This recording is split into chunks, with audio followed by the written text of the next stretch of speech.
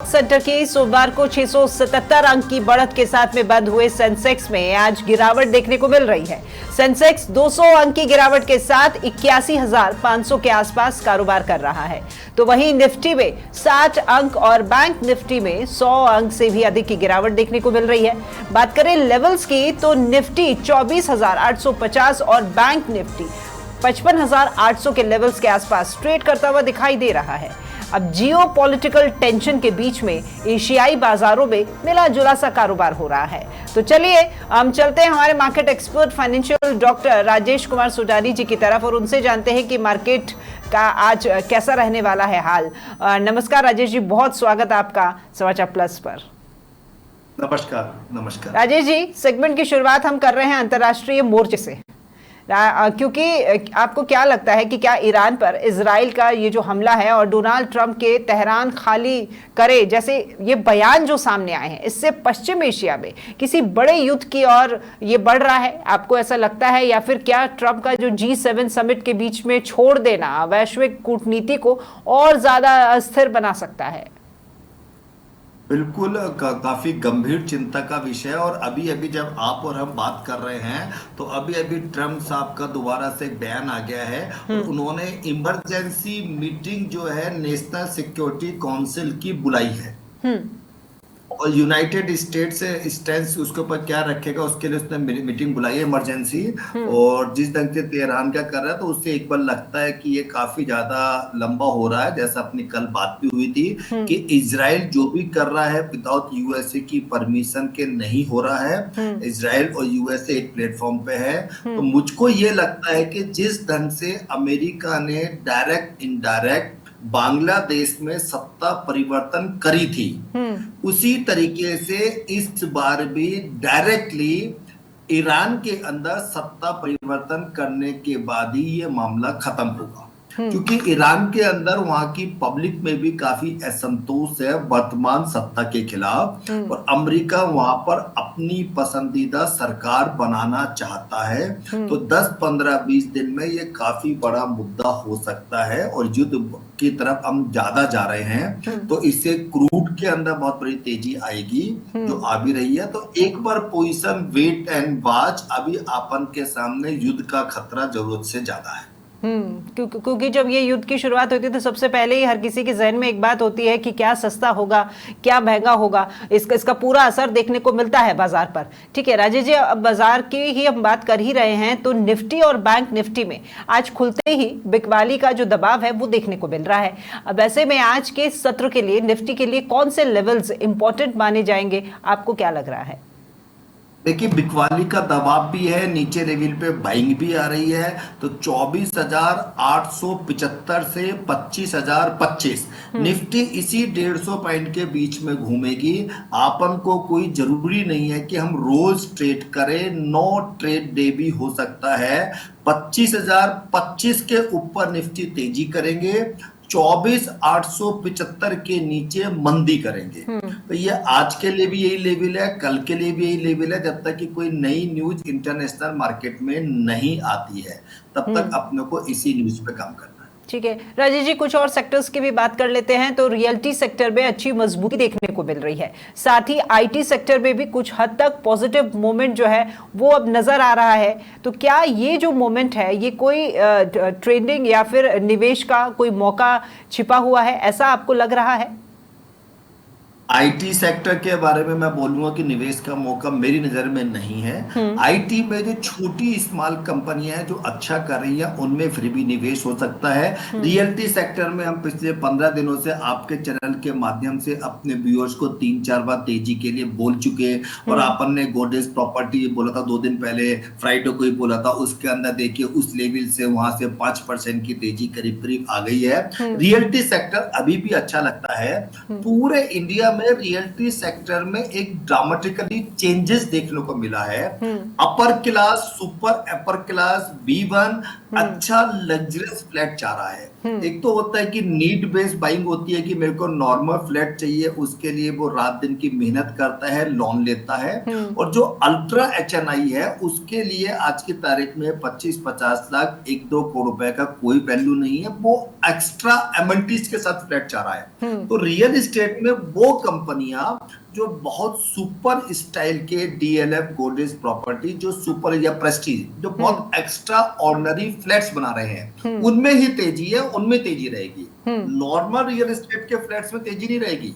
अब ध्यान रखिए, रियल एस्टेट को दो जगह डिवाइड करना होगा। जो नॉर्मल फ्लैट्स बना रहे हैं उनमें तेजी नहीं रहेगी। रियल एस्टेट के भाव अगर अपन जयपुर के आसपास की बात करें तो बिल्कुल पीक पे हैं। यहाँ पर बाइंग करने की बिल्कुल एडवाइस नहीं है। ओनली उन कंपनियों के शेयर्स की बात कर रहे हैं जो एक्स्ट्रा अच्छी क्वालिटी के अल्ट्रा HNI के सेगमेंट के लिए फ्लैट्स बना रहे हैं। गुड़गांव में 50-50, 60-60 करोड़ के, 70-70 करोड़ के फ्लैट्स हो गए। जयपुर में आज की तारीख में 10 से 15 करोड़ के फ्लैट्स हो गए। आप देखिए जयपुर जैसे शहर में जो बंगलों का शहर था, जहां बंगले होते थे, वहां 15 करोड़ के फ्लैट्स हो गए। उन ग्रुप के शेयर्स में तेजी रहेगी। ठीक है राजेश जी, अब एक बार हम जापान की भी बात कर लेते हैं, उस तरफ भी हम नजर डालेंगे। बैंक ऑफ जापान की आज प्रेस कॉन्फ्रेंस है जिसमें ब्याज दरों को लेकर के कोई अहम ऐलान हो सकता है, ऐसा लग रहा है। तो इसका वैश्विक बाजारों पर कितना असर पड़ेगा अगर कोई ऐलान होता है? और हम बात करें भारतीय बाजार की तो इस पर इसका कितना इम्पैक्ट देखने को मिलेगा? कल भी अपनी बात हुई थी, अगर इन्होंने जापान ने 15, 20, 25 पैसा इंटरेस्ट रेट कम कर दी, पूरे वर्ल्ड के बाजार में हाहाकार मच जाएगा। बाजार के अंदर इमीडिएटली 1 से 3% की मंदी आ जाएगी। अब ये क्या पोजीशन है, उसमें क्या करते हैं क्या नहीं, उसके ऊपर डिपेंड करता है। इंटरेस्ट रेट घटाना बढ़ाना, जापान ने पहले जैसे बढ़ा दी थी रेट, अपना क्या करते हैं। तो मेरे हिसाब से जापान आज कोई डिसीजन नहीं लेगा, जो मेरा मानना है। बट अगर डिसीजन ले लिया जापान ने तो बड़ी दिक्कत आ जाएगी, क्योंकि जापान की करेंसी और जापान का इंटरेस्ट रेट काफी स्टेबल आती है। उसके अंदर 25 पैसे की तेजी एक बहुत बड़ा नेगेटिव रोल इम्पैक्ट कर सकती है। ठीक है राजेश जी, DLSS को लेकर के बात करें तो कल घरेलू निवेशकों ने बाजार में 5,781 करोड़ की खरीदारी की थी। अब इसे आप किस तरीके से देखते हैं, या फिर क्या इसे बाजार के लिए हम पॉजिटिव साइन की तरह देखें, हम मान सकते हैं ये? भारत का निवेशक, घरेलू निवेशक बहुत मैच्योर हो गया, बहुत समझदार हो गया। SIP के माध्यम से 25, 26, 27 हजार करोड़ का मंथली निवेश, सब वर्ल्ड रिकॉर्ड अपने पूरे टूट रहे हैं। अपन की स्टेक जो है फॉरेन इंस्टीट्यूशन से ज्यादा होती जा रही है। तो ये रेगुलर बेसिस पे डोमेस्टिक इंस्टीट्यूशन बाइंग कर रहे हैं, जो इंडियन इन्वेस्टर्स के मैच्योर होने को दर्शाते हैं। तो रेगुलर बाइंग है, it's a good sign, it's a positive sign. और मेरा ये मानना है कि अगले 2 साल में जो ये 27 हजार करोड़ की मंथली सिप बुक है, ये 50-60 हजार करोड़ की हो जाएगी। बहुत बड़ी बात है। ठीक है, लेकिन ये जो सवाल मैं आपसे करने वाली हूँ राजेश जी, ये आमजन से ही जुड़ा हुआ है, क्योंकि मई महीने में थोक महंगाई की जो दर है वो 0.39% पर आ गई है, जो कि इसका 14 महीने का निचला स्तर है। और इसी के चलते खाने पीने का जो सामान है उसकी कीमतों में भी काफ़ी कमी आई है। अब ऐसे में क्या आने वाले समय में FMCG शेयर्स में तेजी देखने को मिल सकती है? इसको लेकर आपकी क्या राय है? बिल्कुल तेजी मिलेगी। जैसे जैसे मानसून आगे जा रहा है, अपनी महंगाई की दर में और कमी आ सकती है। मानसून अच्छा है, हर जगह मतलब अच्छे मानसून के आसार हैं। तो इस कारण अपन ने कई बार ये बात कर दी, FMCG सेक्टर कंजप्शन थीम अगले 2-3 महीने की बात नहीं है, ये अगले 2-3 साल तक तेजी रहेगी। तो ये सेक्टर बहुत अच्छा है, कंजप्शन थीम बहुत अच्छा काम करेगी। बिंदास इसके अंदर पैसा लगाना चाहिए। अच्छा, हमारे व्यूअर्स के लिए आज का निवेश का पसंदीदा आइडिया आपका बताइए, ताकि उसको ध्यान में रखकर वो आगे बढ़े। अपन ने पहले अभी आदित्य बिरला कैपिटल कहा था, उससे बहुत अच्छा पैसा आ गया। अपन ने गोदरेज प्रॉपर्टी कहा था, उससे बहुत अच्छा पैसा आ गया। तो ये दोनों स्टॉक अभी भी हर घटने पर लेने के बनते हैं। वोल्टाज अच्छा लगता है, वोल्टाज ने पैसा कमाया। बेसिक चीज क्या है कि नीचे के लेवल पे माल लेना है, हर समय माल नहीं लेना। ट्रेडर्स को समझना होगा ट्रेडिंग फुल टाइम बिजनेस है। जिस लेवल पे बाइंग का लेवल आता है उसी लेवल पे ले। ये तीनों स्टॉक्स बहुत अच्छे हैं।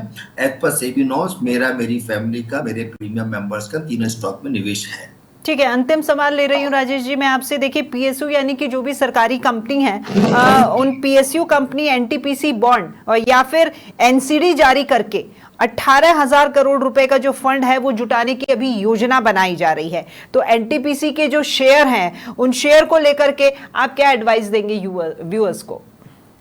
ये क्या है कि ये अपना एनसीडी बॉन्ड ये एक नॉर्मल प्रोसेस है। भारत सरकार अपना पीएसयू नॉर्मल बेसिस पे लेते रहते हैं। इससे शेयर्स के ऊपर अगर फाइनेंस कंपनी आरईसी या पीएफसी बॉन्ड उठाती है तो उनके ऊपर काफी पॉजिटिव इम्पैक्ट आता है, क्योंकि वो उस बॉन्ड को रिफाइनेंस करती है। एनटीपीसी या और कंपनी जो फाइनेंस का काम नहीं करती वो बॉन्ड को उठाती है तो भी उनके ऊपर भी पॉजिटिव इम्पैक्ट है, क्योंकि उनका इंटरेस्ट या बोरिंग कॉस्ट कम हो जाती है, इंटरेस्ट पे आउट कम हो जाता है। तो इट्स ए रूटीन प्रैक्टिस।